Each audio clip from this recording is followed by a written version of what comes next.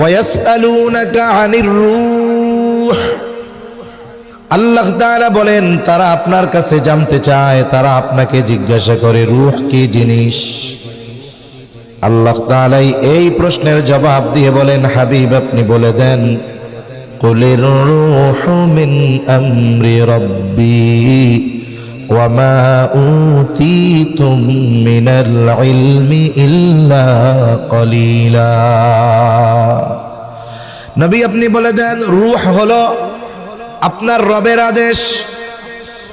রূহ দেখতে কেমন, ধরতে কেমন, রংটা কেমন, আকার কেমন, আকৃতি কেমন, এটা দুনিয়ার মানুষের অনুধাবন করার মতো জ্ঞান নাই।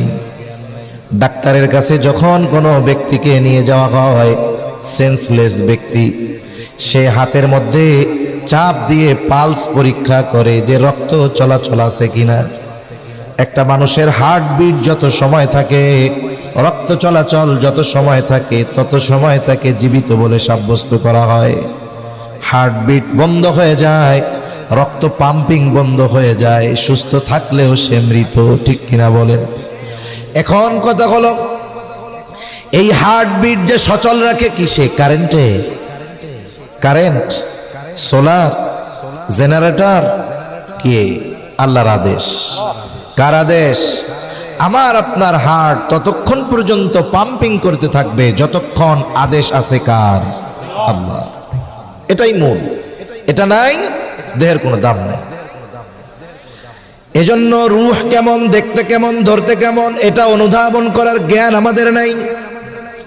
এজন্যই আল্লাহ তাআলা রূহের পরিচয় দেওয়ার পর বলেন, ওয়ামা উতীতুম মিনাল ইলমি ইল্লা কলিলা।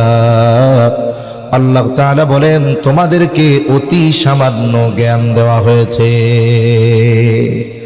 মানুষের জ্ঞান শুধু সামান্য না অতি সামান্য? আবার কথা বন্ধ হয়ে গেছে। শুধু সামান্য না অতি সামান্য? অতি সামান্য জ্ঞান আল্লাহ তাআলা মানুষকে দিয়েছেন। অতি সামান্য জ্ঞান। এই অতি সামান্যটা কতটুক বলবো আমি? শুনেন, কোরআনের কথা কি জানেন? এটা মহাসমুদ্রের চাইতেও গভীর বেশি। কোরআনুল কারীমের কথা হলো এরকম, আপনি মহাসমুদ্রের তলদেশে হয়তো পৌঁছিয়ে যেতে পারবেন, কিন্তু কোন ব্যক্তির কোরআনুল কারীমের গভীরতা, উচ্চতা এমন, এভারেস্টে বারবার পৌঁছতে পারবে মানুষ, কিন্তু কোরআনের উচ্চতায়, কোরআনুল কারীমের গভীরতায় পৌঁছানো এটা অসম্ভব। এজন্য কোরআনের কথা বলতে গেলে অনেক সময় অনেক কথা আসে প্রসঙ্গে, না বললেও ভালো লাগে না, এজন্য বলি আর কি।